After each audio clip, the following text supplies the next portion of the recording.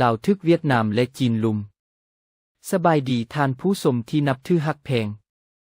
ท่านฮู้และสังเกตเป็นอยู่บ่ว่าลาวทึกเวียดนามและจีนลุม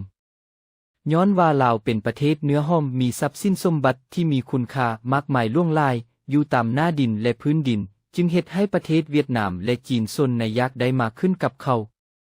ในสภาพการที่สปป.ลาวบ่สามารถยืนอยู่ด้วยลำค่าบาลัยของตัวเองเฮ็ดให้ประเทศเกิดวิกฤตทางด้านการเศรษฐกิจและการเงินตลอดมาอย่างยาวนานเฮาสามารถเว้าได้ว่ามันเป็นความโง่จาล้าหลังของพรรครัฐนั่นเองเขาใช้เวลาบริหารประเทศยาวนานกว่าระบอบเก่า20กว่าปีแต่หาระยะใดที่เห็นว่าประเทศสะอาดดีขึ้นบ่มีที่เห็นอย่างจะแจ้งก็เห็นแต่ว่าพากันกอบโกยโซลัดบางภาษาสร้างหังคุณมีให้พวกเขาและพรรคพวก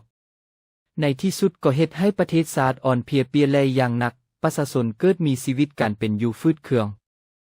ย้อนว่ายังพี่น้องย้อนว่าลาวตกเป็นเป้าหมายเอาเป็นหัวเมืองขึ้นของเวียดนามและจีนทั้งสองประเทศนี้เข้าเอาคำว่านี้บุญคุณมาอ้างกับลาวเพราะในสมัยสงครามลาวได้รับการสนับสนุนจากสองประเทศนี้เป็นพิเศษเวียดนามซอยกำลังทางทหารจีนซอยยาปัวพยาธิอาหารการกินและเครื่องนุ่งเพถือ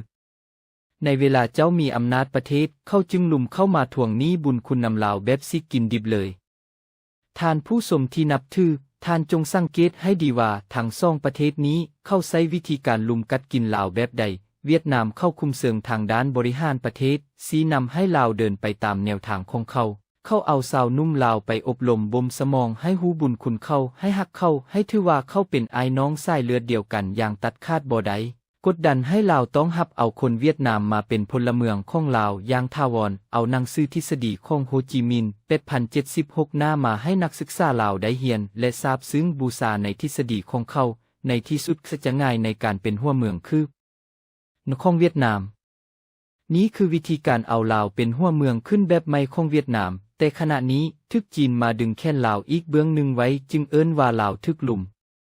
สำหรับพฤติกรรมของจีนเกี่ยวกับการลุมซีกลาวไปเป็นหัวเมืองขึ้นของเขานั้นมีดังนี้ดังได้กล่าวมาข้างถึงนั้นว่าจีนได้สร้างนี้บุญคุณไว้กับลาวแนวใดนั้นลาวเริ่มใส่นี้บุญคุณให้จีนโดยรับรู้แผนการกลืนกินโลกของจีนอย่างล้มหัวจมท้ายดังเฮาสิเห็นได้ในปัจจุบันนี้คือ1อยากพัฒนาศาสตร์แต่บ่มีปัญญาเลยตกอยู่ในเลกลเส้นสายแหมของจีนสร้างหนี้สินให้แก่ศาสตร์ล้นฟ้าเลือแผ่นดินจะเป็นหนี้เขื่อนไฟฟ้าหนี้ทางรถไฟหนี้แผนการเศรษฐกิจพิเศษ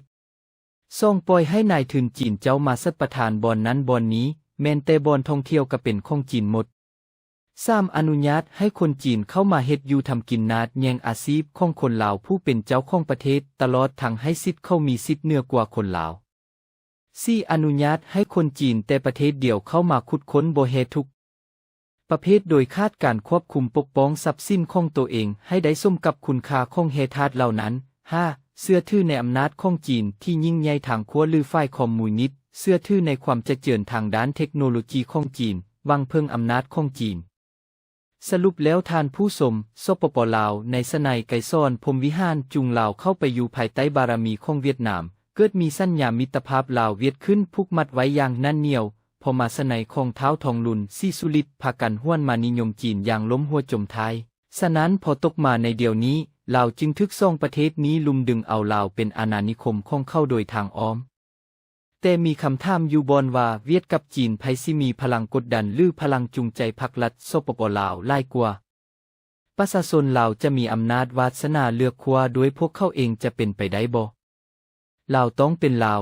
บ่เป็นเวียดลาวบ่เป็นจีนหินฮ้อปล่อยให้ลิงกับลิงสิงกันขึ้นไหมบัดสิได้แม่นบักลาวนอกนาโชท่าเบิ่งเด้อพี่น้องนี้คือบทวิจารณ์เกี่ยวกับลาวทึกเวียดนามและจีนลุมญาติเอาไปเป็นอาณานิคมของเขาซึ่งมันจะแตกต่างจากรัสเซียอยากได้ยูเครนไปเป็นหัวเมืองขึ้นปูตินใช้กำลังทหารบุกโจมตีเอาเวียดนามใช้นี้บุญคุณจีนใช้อำนาจเงินและอำนาจเทคโนโลยีคุมคู่แทรกแซงขอให้ลาวนอกลาวในสังเกตติดตามอย่างใกล้ชิดเบิ่งต่อไปเด้อพี่น้อง